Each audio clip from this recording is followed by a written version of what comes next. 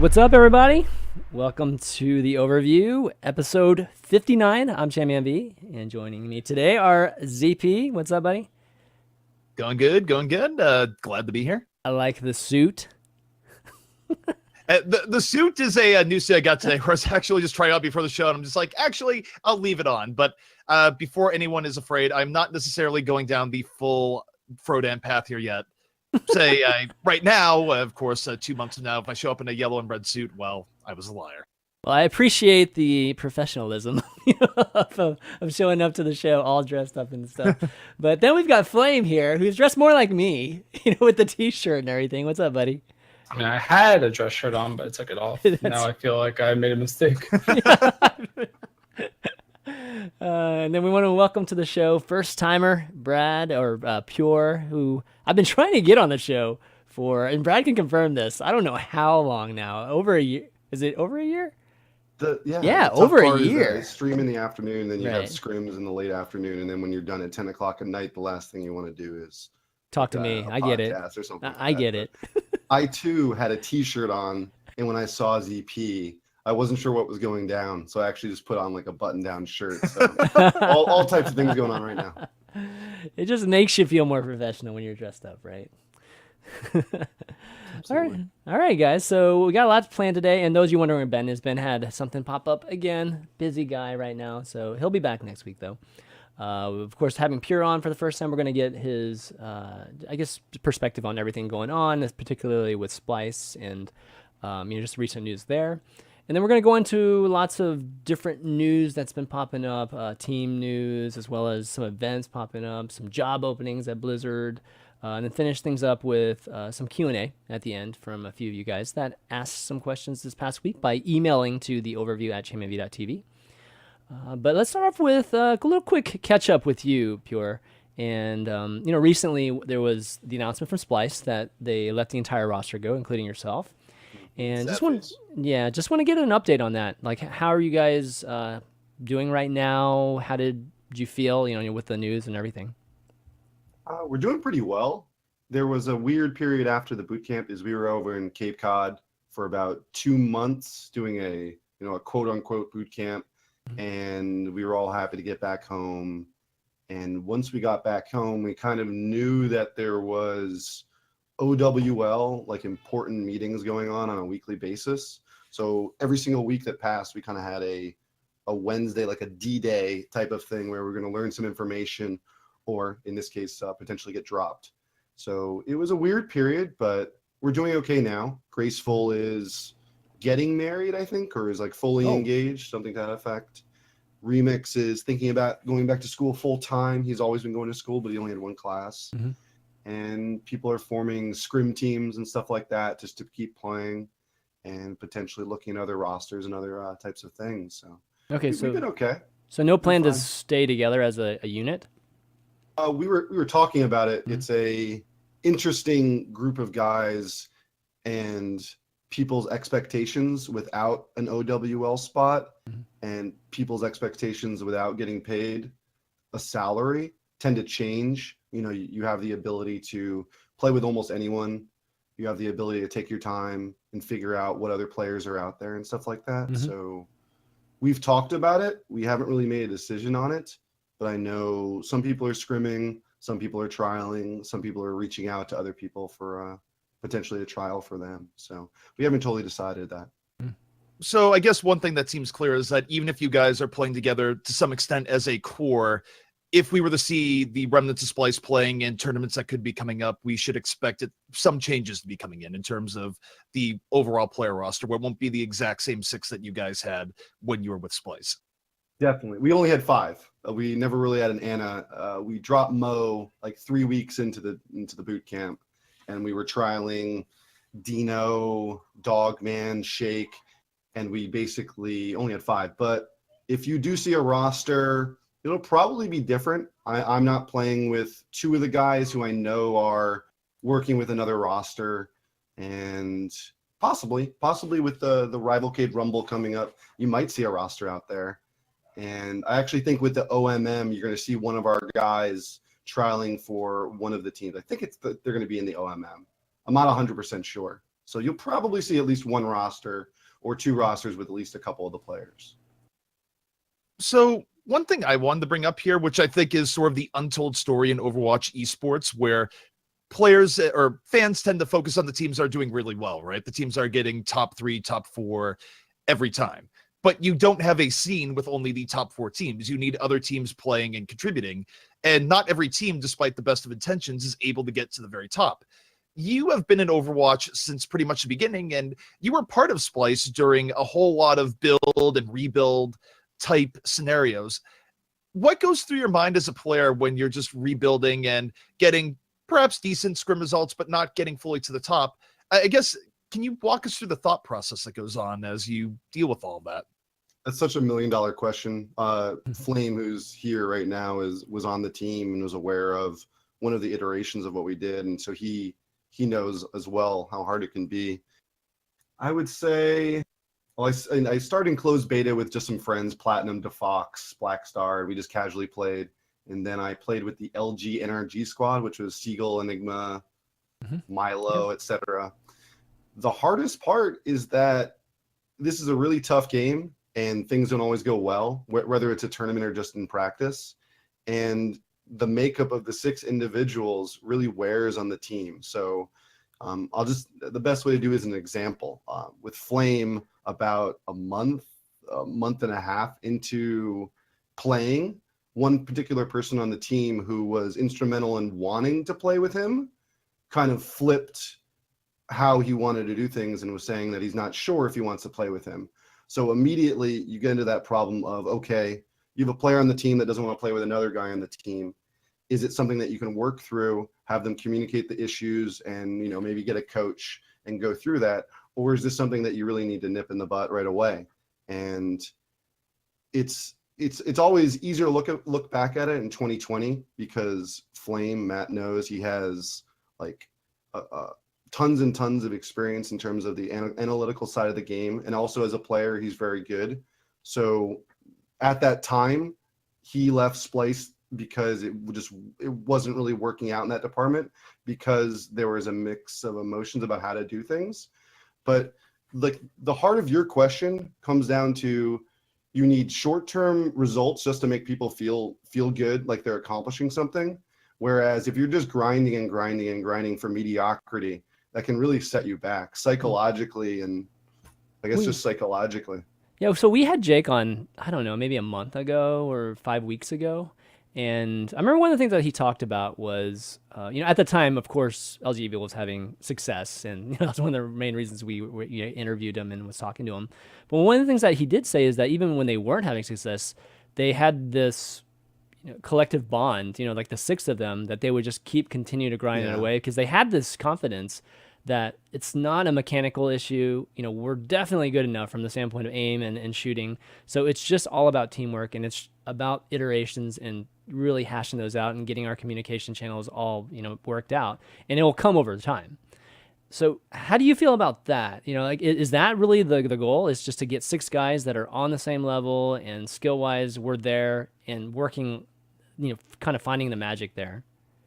It's a good question, because I know we're not talking about OWL yet, but some of the rumors with OWL is that sports teams will be getting into the game, and then they're going to have to bridge the gap between how to make a team in video games versus how to make a team in sports. So they're going to be they'll probably be hiring some gamers, and then probably hiring some people who have some experience with the realm of gaming. And I always make fun of the people who say, hey, let's just get like the top 6 SR players. We'll get 6 DPS players. There'll be some of the best Ana players. We'll put them on a squad. And anyone who really says that has no experience whatsoever, or should not be in control of making a roster. Right. Because what you're looking for is a core. What you're looking for is synergy. What you're looking for is people who can deal with the bad times. And this was something I had to work with Baby Bay right away, was that when there's bad times, you try not to get low. Like, that's one of the hardest things to do with players. But with him, it was when there was good times. When good things were happening, the trick is not to let that player get too excited about it. It's not like the greatest of moments. You need to focus on what's next. What else did they use? What else do we have? What's the next plan? Like, it's okay. You just dominated, but we need to dominate the next play. So when I was working with Baby Bay, I was trying to get him to do like not as high highs, so that when there were lows, the lows weren't as low. Right. So going back to Jake, it's about getting a core that can deal with the problems. And if you don't have a core, your team's going to be dealing with a lot of tough stuff. So Jake's right. Can I chime in? Yeah, I mean, Yeah, I was actually going to throw. I was say, like, I wanted to chime in before, but I was going to throw so, to you like, anyways here. No, so I was asking. So like he was talking before, even and now about like the core thing. It's like back. I mean, it was a year ago actually. It's kind of crazy how fast that time went. That like the split, like that Splice team was like now, like May of 2016. But like finding the core is so hard, and it was even harder back then because everyone had different opinions on how the game was supposed to be played. And like when we were scrimming, there was still like no hero limit, and there were like all these different ways to think about how you were going to run the game. Like I remember there were times where we were talking about like, oh, we really need a Reinhardt here, but our Reinhardt player is on Winston, but we should probably get a Reinhardt. Like, and we were at the point at that point in time, we were even thinking like, oh, maybe one of our DPS should just go Reinhardt. Like we weren't even really assigning roles to each other at that point. Right. And like now I think the game's starting to like come back to that in a weird way, where like you're seeing teams start flexing maybe their tank to like Tracer and stuff. I mean, it hasn't happened yet, and I think a lot of players view the game differently. But like when I viewed the game back then, it was all like, oh, everyone should just be able to play everything. 100%. But now it's like very specific. And finding players that all have the same mindset of like how ults work, how timings work, when to press advantages, whether an ult was good or not, is like actually really hard. Even currently, like one person might think the aimbot was great, or the tac visor rather, and someone else will be like, why'd you waste that? You know, so there's so much in this game that I think isn't inherently obvious. And especially when you're making a team, like comms are a very big part. And I know for a fact that like the comms, even at some pro teams, are really bad comparatively to like what they can be. And it's so hard to find that perfect balance for your team. And I think that's where it struggles, because I mean, Brad's right. Like, it's not really about who's good and who's not, you know, like everyone's good in their own way in some weird way. Like the top of Overwatch is pretty, I don't want to say it's set, but like players are coming in, but everyone has a very different play style. And the actual hardest part is finding a way to get everyone on that same page. And I think that like, that's the biggest struggle right now for every team. Absolutely. So there's one follow-up question that I really want to get here that sort of cuts through a lot of the themes that were brought up, that you brought up, Brad, and what Flame kind of touched on here. But so one sort of continuing question in the Overwatch scene is, when you're making a team, do you think that teams are too quick perhaps to go for roster changes, where you mentioned the part of the stress of the team is going, well, gee, maybe one player on the team doesn't want player X on the team, where they're looking for other options, or they really want to play with someone else. Do you think that teams would be better when they're sort of in the middle of the pack and trying to go up, of really just setting some sort of ground rules and saying, look, we're not really looking to replace anyone here. Guys, focus on what we have. Because it does feel like you've had a lot of teams in Overwatch, not just Splice, but other teams that sort of get into this continual trend of replacing players. And eventually, I feel like you get to a point on teams where you're not even looking for how to improve the unit. You're just sort of going, well, who's the next scapegoat that we need to remove and put in on the team to suddenly reach the top? It's 100% correct. And I'll just go through what happened with Splice, because Splice is one of the, the 5 teams that probably went through the most changes or the most iterations with their lifespan. And it started with we started with Black Star, Flame, Clockwork. It's so far back. Like, we were always looking for a 6th player, because we picked up a player by the name of Kozin, who we just handpicked from TF2. And then we taught him the game, and they decided to go play tennis. So then we were using Dak. Wow. And we were looking for, so we had the original roster, and there was a couple internal issues which made us lose a core member. And then from losing the core member, you limit it. So instead of it just being Flame, me, and Clockwork, it became me and Clockwork. And then eventually what happened there, after about, I don't know how long, but NRG, after they were, it's actually before Korea, NRG started hitting up Clockwork consistently to replace, I guess it was to replace God's or takes God's spot. So when I lost Clockwork, that was one of the hardest things, not because of you guys think he's an incredible player. He's a good player. He has lots to work on, but he's a good player. It was the issue that I lost a core member. So when I lost Clockwork and there was no more Flame, there was just no core. It was just me. So it's like being out in the woods alone. So it's pretty tough. But after what happened to Clockwork was that we were actually looking for a tank. And this is one thing I'm sure you guys can talk about. I know Matt probably knows more than you guys, or more than you, ChanManV and ZP, but it's hard to find tanks in North America. Very, very hard. And a lot of tanks are too passive. I wouldn't say that most tanks are too aggressive. Being really aggressive is an incredible thing, but we couldn't find a tank. Papa Smurf had like committed to his job. Splice was thinking about getting a gaming house. We couldn't play with Papa Smurf. You can't have a gaming house and then someone who gets off of work at 7 o'clock every day, something to that effect. So we couldn't find a tank. And then what we started doing was we started looking for European players. It was like, okay, we can't find a tank in North America. So we found Twitty and we played with Twitty. Twitty was great. And we created like a European-esque roster, which was pretty good. So taking a step back to your question about the balance between cutting somebody and working with the core, I really think it all comes back to you keeping the core and making sure that that's like something like standard, because if you keep the core, you can replace the other people and like the mindset and the play style of the team stays the same.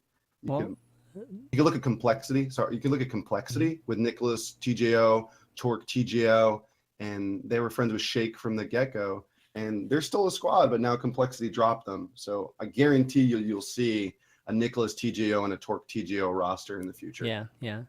I mean, the goal is to have a core of 6, though, right? Like, not just have a core of a few people and have expendables. It's not real. It might not be realistic, but that is the objective, is to have these, 6 guys that trust each other, know that you're not going to blame that person after, 1 or 2 things, or maybe ever. Maybe you just, it's never that type of blame. I would think that's the goal. Slightly naive, because it's a competitive environment with money, and it's just the way it goes. People, the tempers and pressures, all that type of stuff. It's just natural for people to yell at each other and people to burn out, people to quit, people to get cut. That's sports. That's esports. Yeah.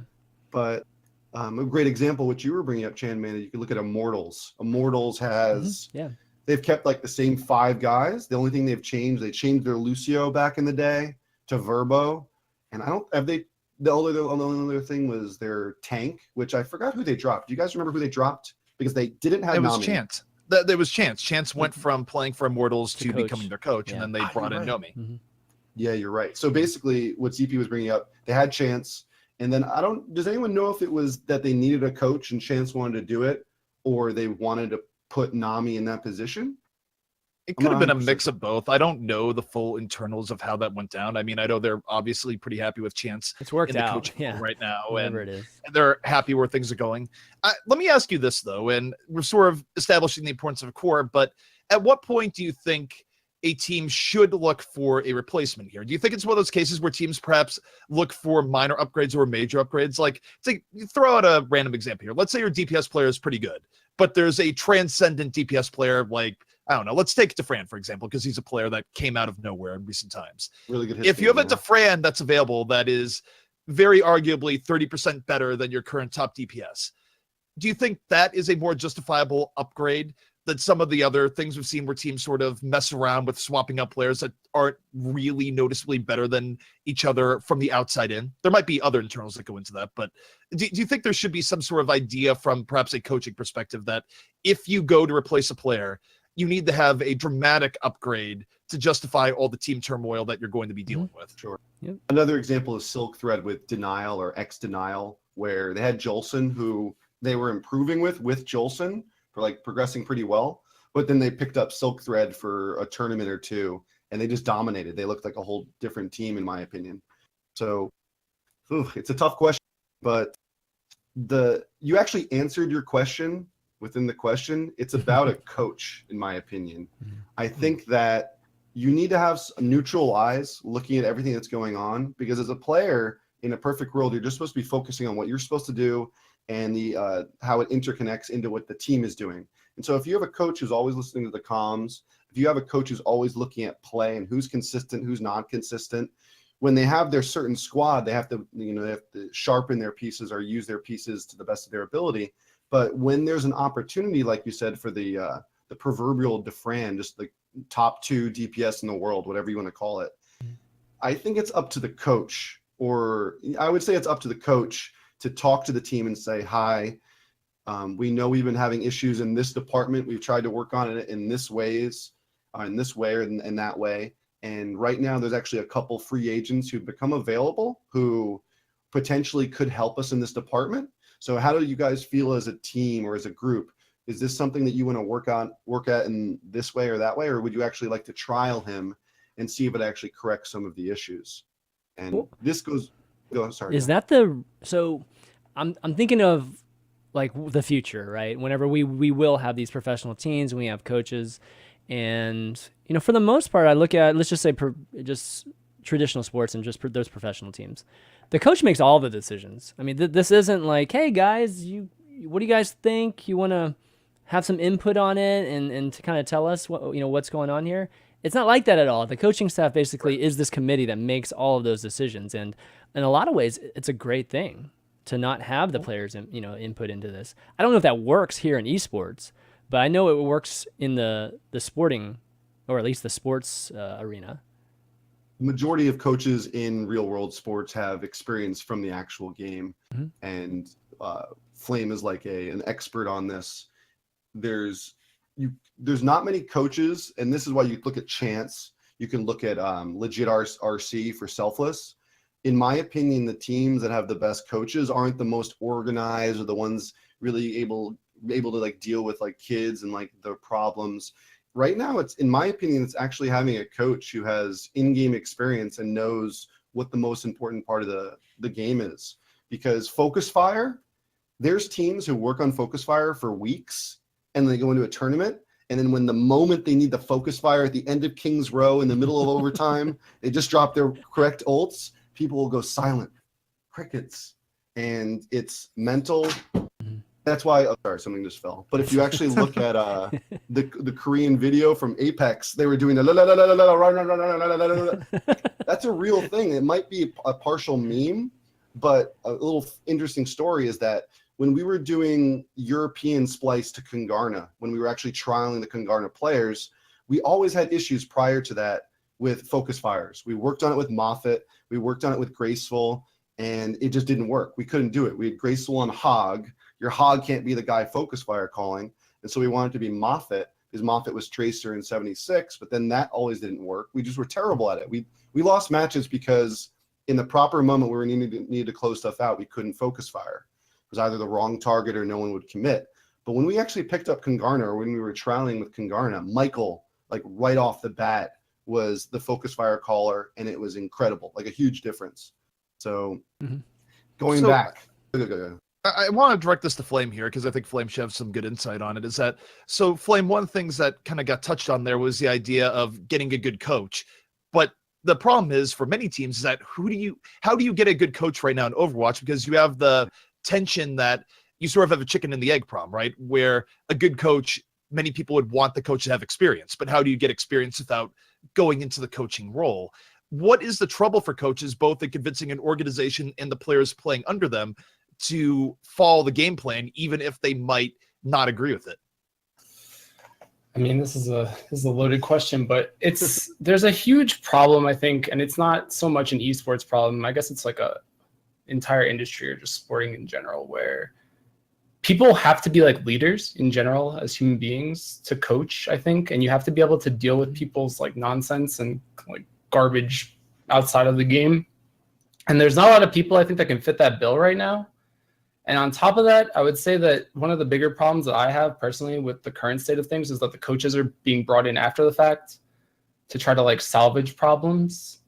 And it's like, it'll work, maybe, but the respect isn't there in some weird way because the players existed before. And it's kind of like, I mean, I make this analogy, but when you're in high school or elementary school and you have a teacher for the entire year, and then maybe they get sick and you have a sub, like nobody really respects the sub, like everyone really respected that teacher that they had. And then the sub just kind of gets bullied on a little bit or like ignored or treated as if they're not as good as the teacher that was there. And I think that that's kind of the same problem that exists in real sports or in esports too, where you almost want the teacher or the coach there immediately and helping to make the team or just making the team themselves. And then the players think like, okay, this is the coach's vision. This is what the coach wants. Like the coach is my leader. So to cut through and be more direct, what you're advocating here is that it's not really ideal to have a coach come in and coach a team core that was previously uncoached, because they already have their own power structure and how they go about things. Whereas if you bring the coach in from the beginning, the coach is already involved in setting the vibe of the entire team, and you don't suddenly have a power shift of, all right, so you guys were working without a coach for 4 or 5 months, but now this coach is going to come in and tell you what to do. You don't agree? Yeah, I mean, the only person I think that's having any success right now in that role, I mean, you can make Legit RC and Chance, but they were like kind of part of the team at some point. So there's like a weird shift there where I think they already had respect from the players. But Bishop is probably like one of the few people that just came in. I mean, he's obviously having some troubles. So like C9's going through roster swaps. They've made multiple roster swaps since he's joined. So it's obviously like him, like that's him putting his views and his input into things and like maybe making some decisions.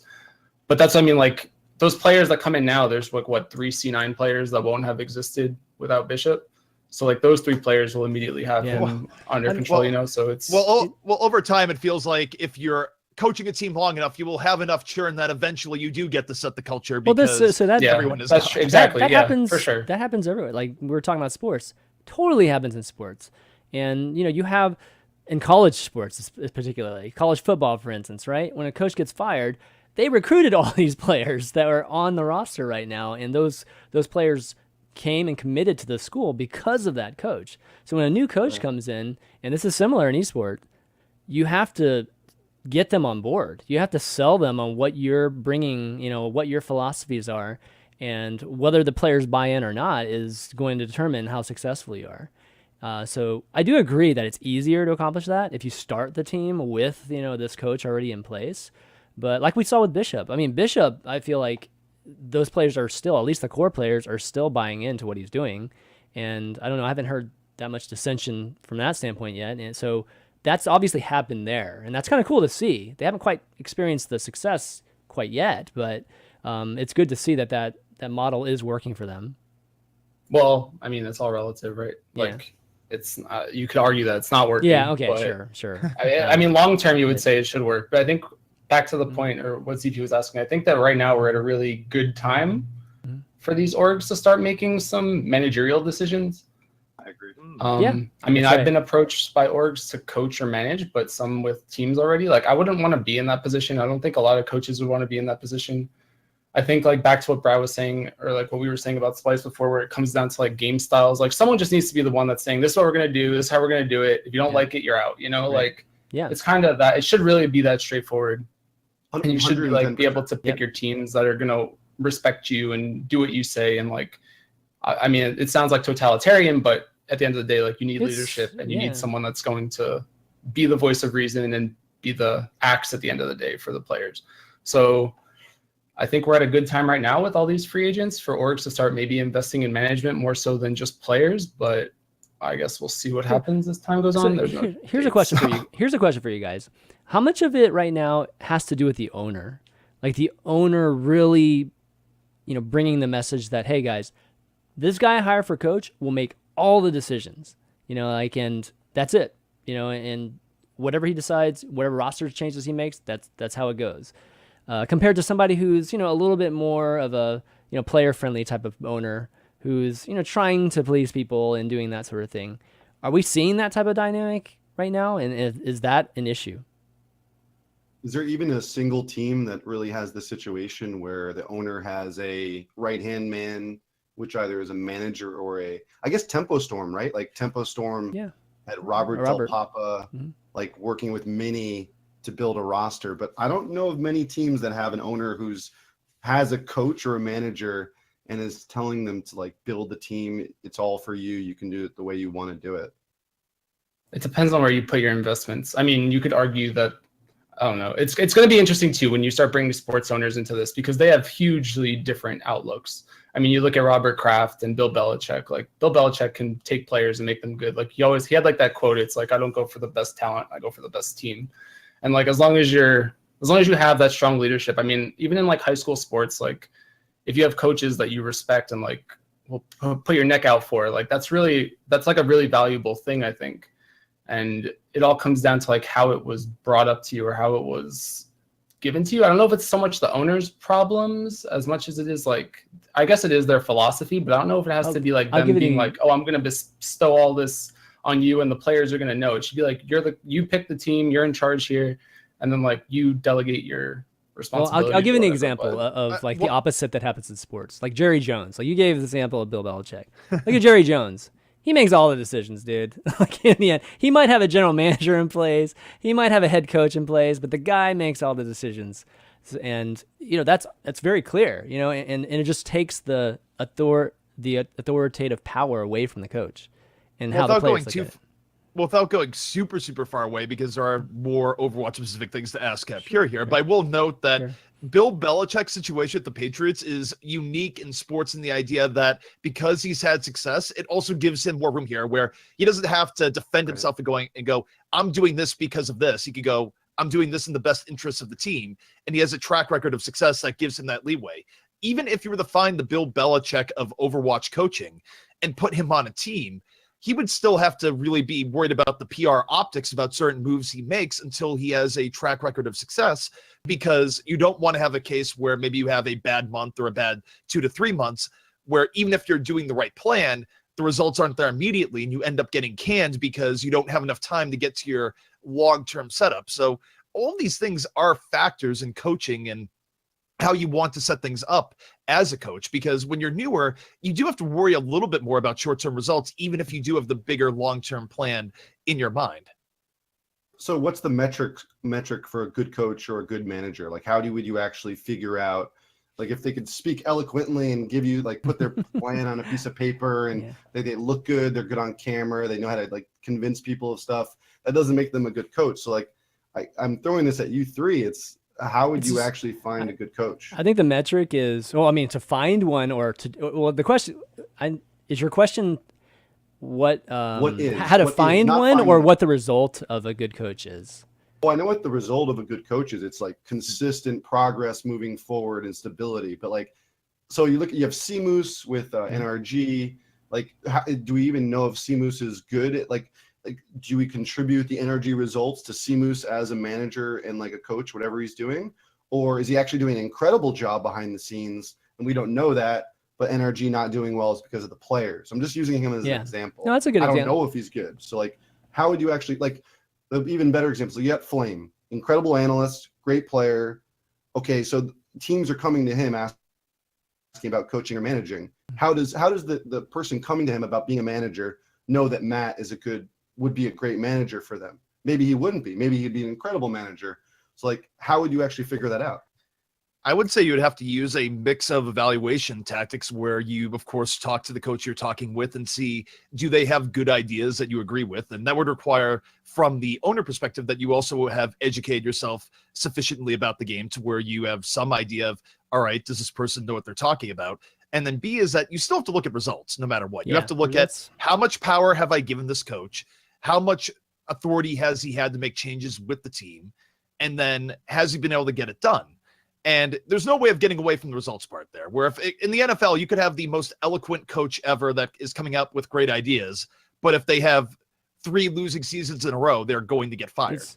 The problem with esports is that the idea of a season, of course, is much more condensed. Esports lives in its own like hyper compressed time span where you don't have a year or 2 years to right the ship. Your video game might not last for 2 years, which in Overwatch's case, Overwatch will certainly last more than that. But even then, in video games, you're dealing with a more compressed timetable. So coaches don't have the time that they do in other traditional sports to really show results, I guess, is a good way of putting it.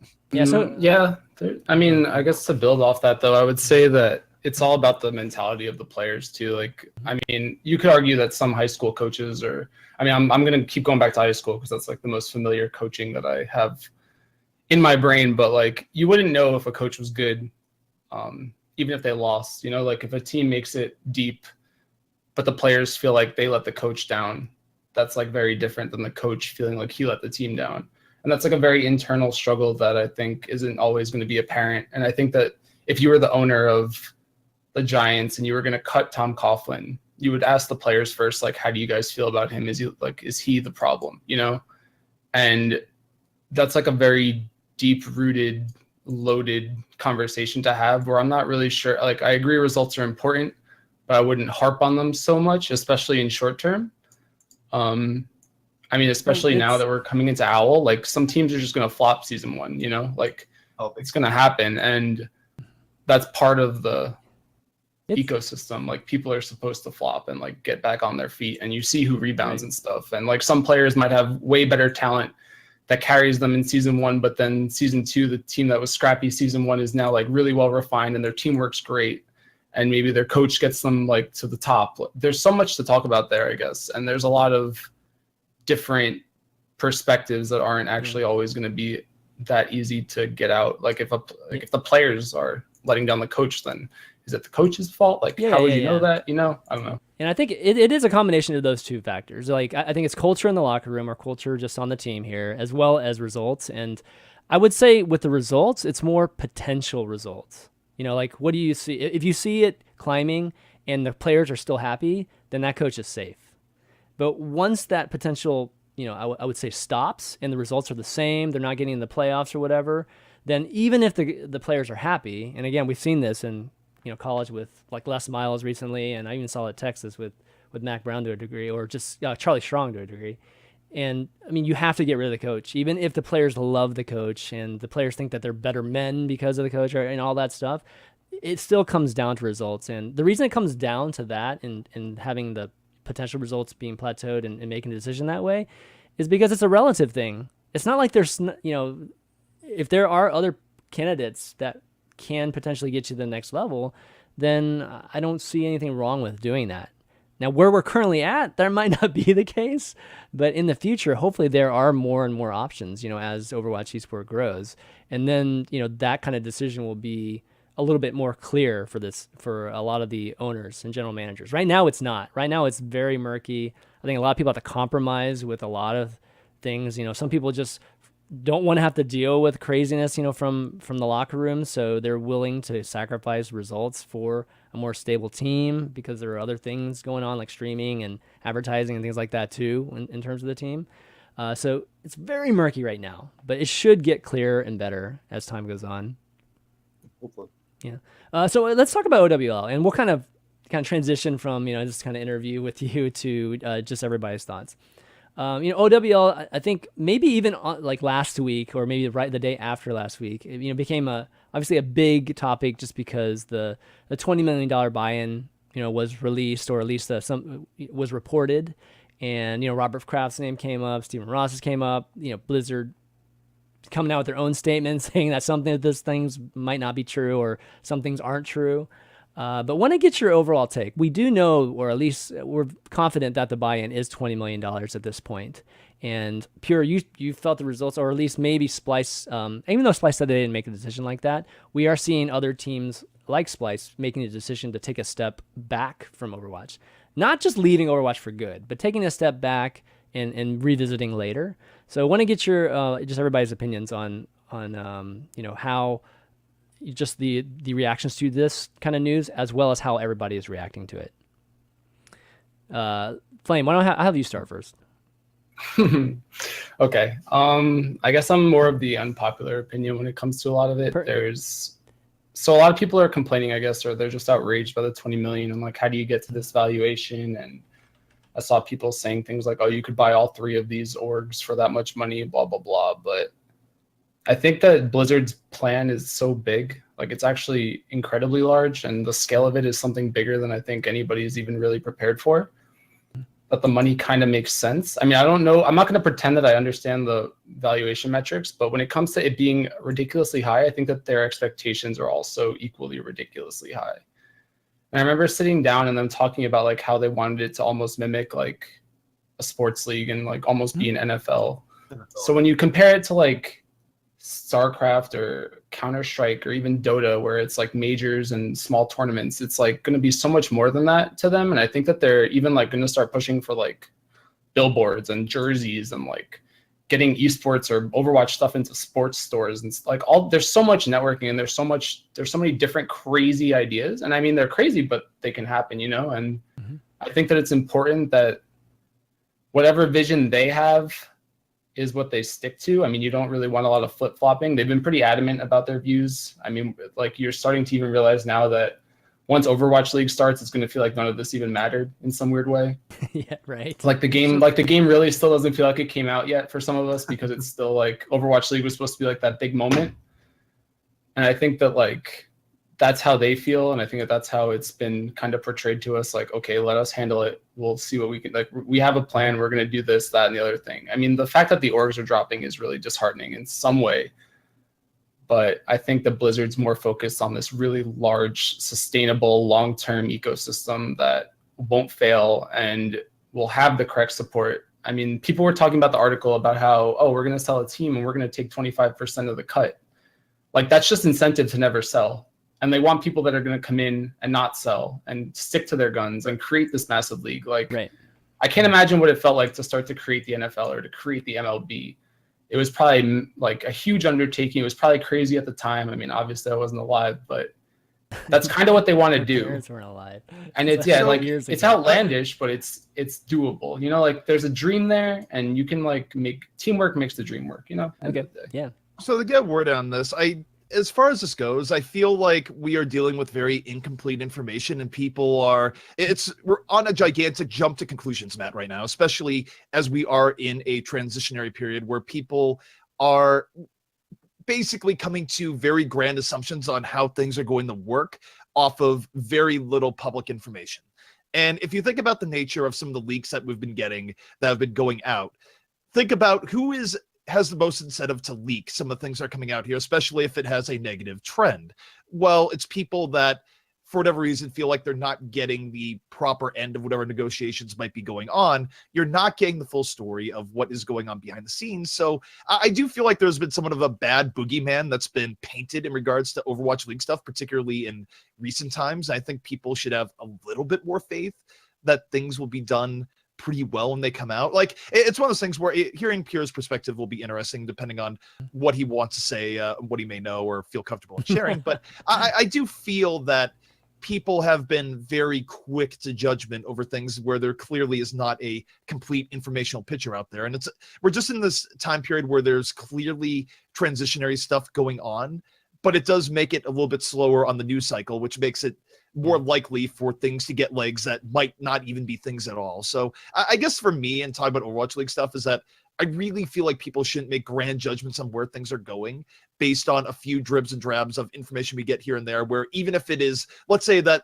some of the information is accurate, you're still not getting the full context and picture behind it. One piece of information that could come across as perhaps a little bit insane or not super flattering might actually make complete sense if you had the full picture. Sure. But you're not getting the full picture because of the avenues in which you're getting some of the information right now.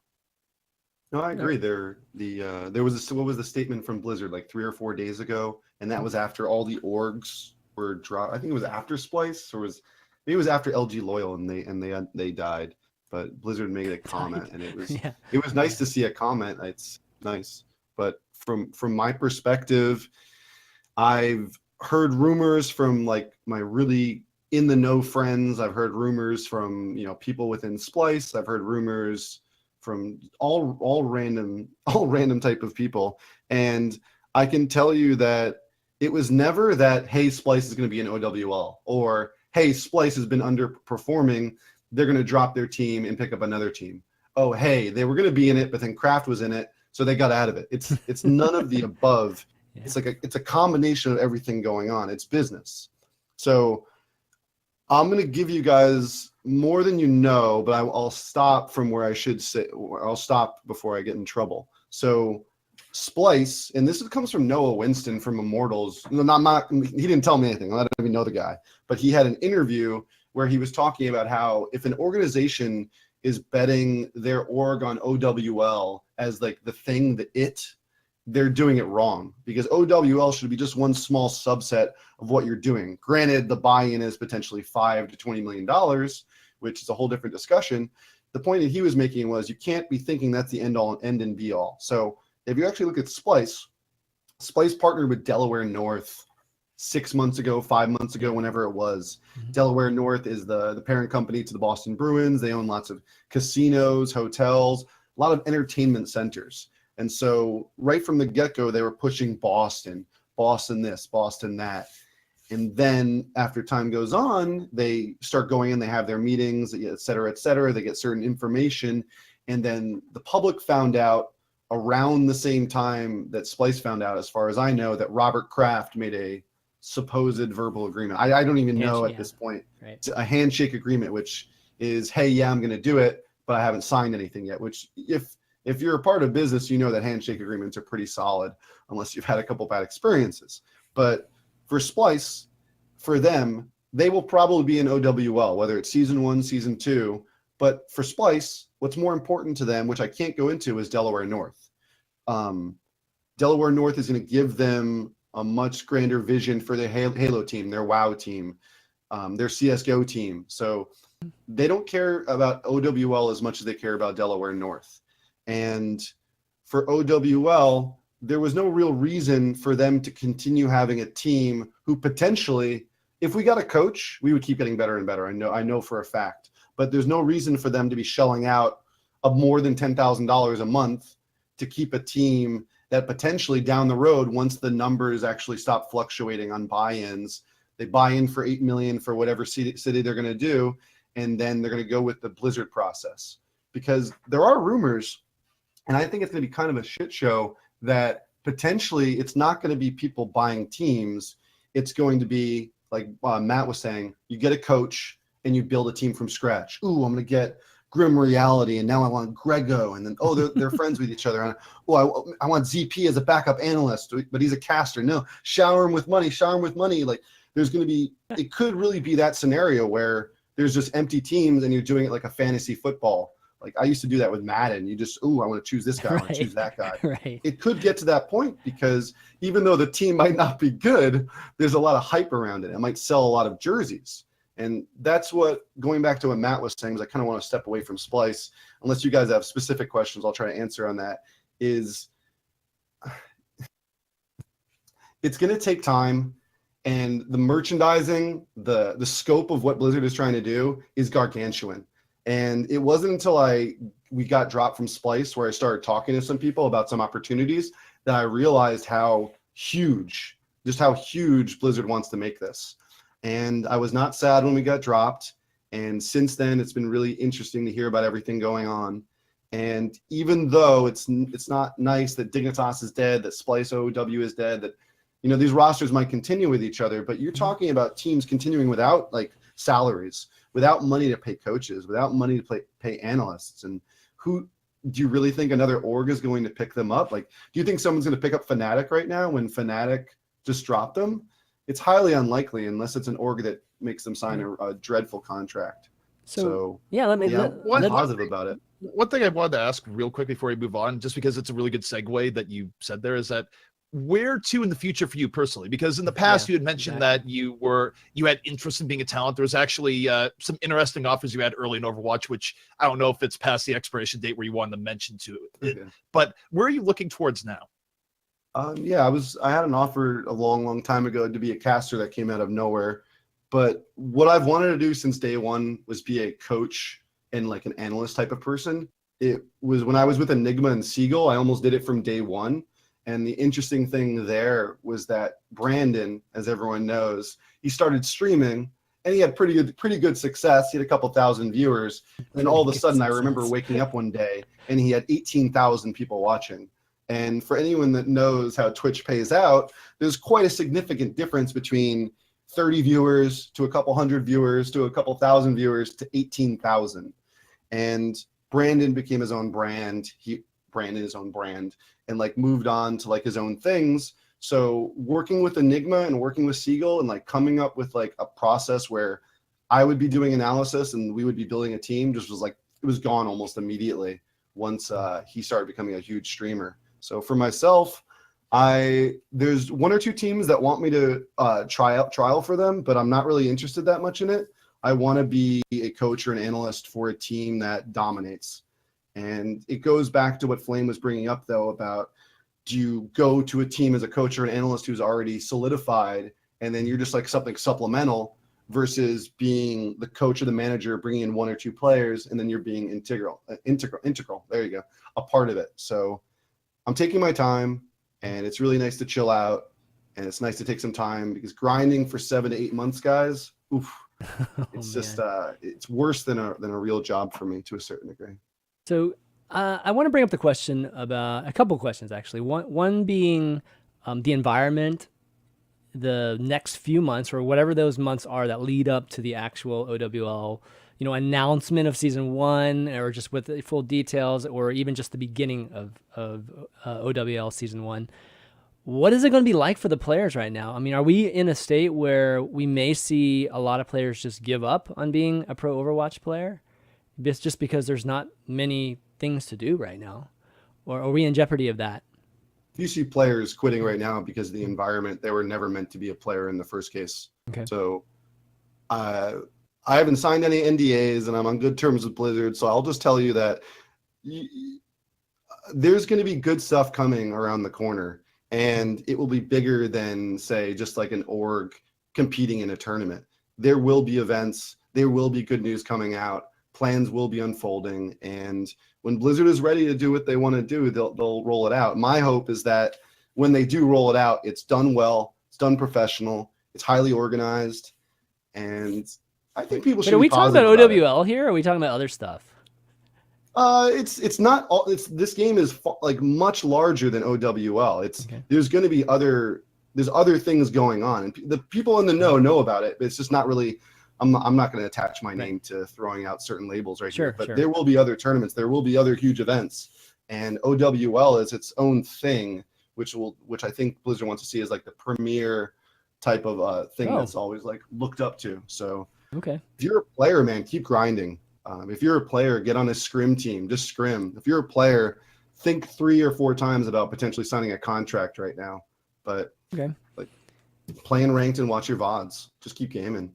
So there's this whole talk also about just Blizzard shutting down all the endemic, events and things like that. What are your take on that? Because ZP, I know you have a different take on it. I don't think you have the same sentiments as the general public here.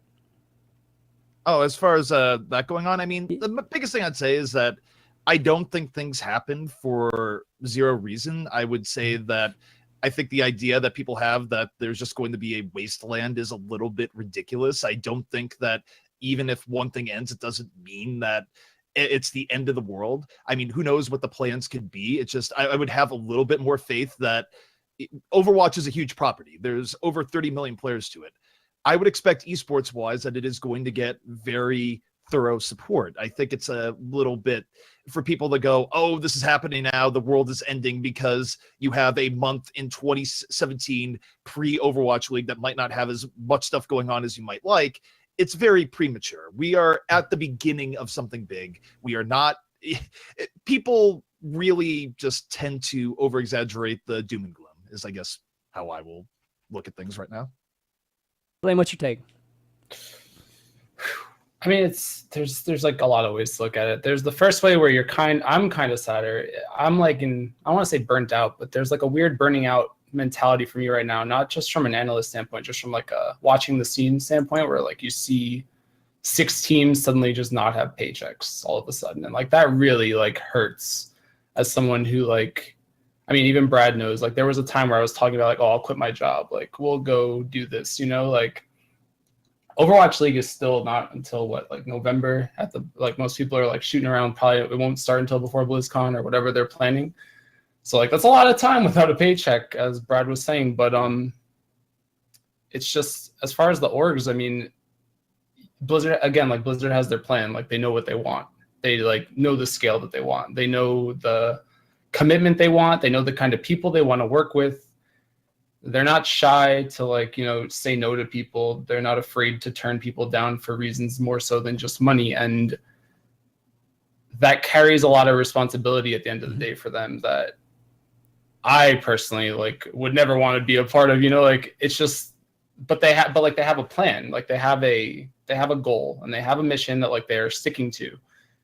And there's obviously going to be some casualties, like that's just kind of how it's working right now. But I can't imagine. Do you guys think it's going to start by BlizzCon? I mean, that's not long, guys. That's like 5 months, 6 months from I've now. heard 3 different dates, and I've Yeah. heard other unconfirmed rumors about last year too. So I'm not Yeah, sure. last year we were supposed to be going to Overwatch. If it was My going. basic impression is we'll see. I will note one thing that where I think there's both a positive and negative to take a look at with some of the endemic releases that are going on here. And so I guess here's one way of looking at it, is that the teams that did get released were teams that, for one reason or another, were not getting huge results in recent times, where Fnatic, of course, has been a bit on a downturn recently in the period of rebuilding. Dignitas probably got the shortest end of the stick, where I think they were looking pretty good at points, but there just wasn't the EU tournament to really prove that and keep them as a selling point. LG Loyal has had a very tortured last few months before their breakup, and TSM never even got off the ground. So and Splice, in fairness, Brad, of course, you guys tear me apart. I was waiting. I was ready. yeah. Well, as far as that, I mean, Splice was just stuck rebuilding for ages and did not have results. A decent to look last at. tournament. I mean, So, but it wasn't great results.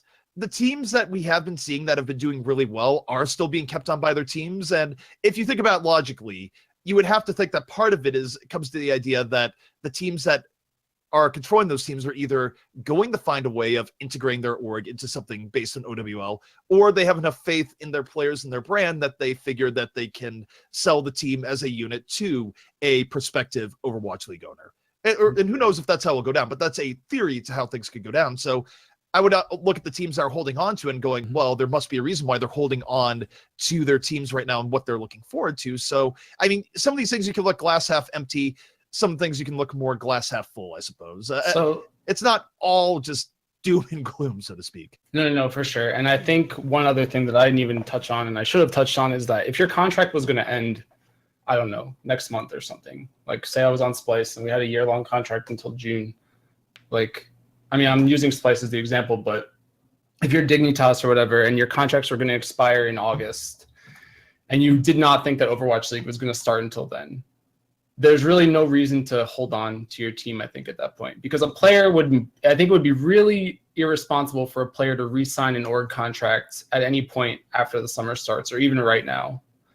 And I think that that's a legitimate thing to take into consideration. I don't think most players should be signing 1 year long contracts at all currently. And most contracts are generally around you generally do it for a year, 6 months, maybe renegotiate, but that's like another reason to let go of your team if you're pretty convinced that there's no reason for them to want to stick with you at the end of that, just because Overwatch League will have a lot more options for them in terms of money and sustainability or whatever. Well, the other thing too is from players, in that on one hand, it is unfortunate that maybe you can't get money to support yourself in this time and you have to lean more on family and all the rest. But there is something to be said here where if you are a truly excellent team and you're able to get top level results, not being on an org right now could work to your benefit, because let's say, say a team like C9, right? Let's say that C9 goes on a crazy spree and they're doing really well, but for whatever reason, C9 doesn't want to buy in the Overwatch League. Well, Jack could then theoretically unload the team to an owner with an Overwatch League spot for whatever the buyout is times 6 on all those players. That's a really big payday. And as a player, you kind of look at that and go, wait a second, my monthly salary is X and the buyout is way more than that, and the buyout just went to my org. What you could be looking at from the player perspective is that if you could put together a really good team of 6 people now and do well, and whatever events may come up, now you have the situation where you could band together and then go, well, you might be signing us directly and you don't have to pay a buyout. So in that case, how about a signing bonus, which is not actually a term you've seen thrown around all that much in esports, which is very common in every other sport. But I think that's what players should go for. If they're not attached to an org and you want to get into Overwatch League and a team is really interested into you from a contract negotiation standpoint, that's where you go, actually, yeah, you don't have to pay a buyout, but how about a signing bonus? I mean, there's more money that players could potentially get here if they're able to do well and whatever comes up between now and Overwatch League. So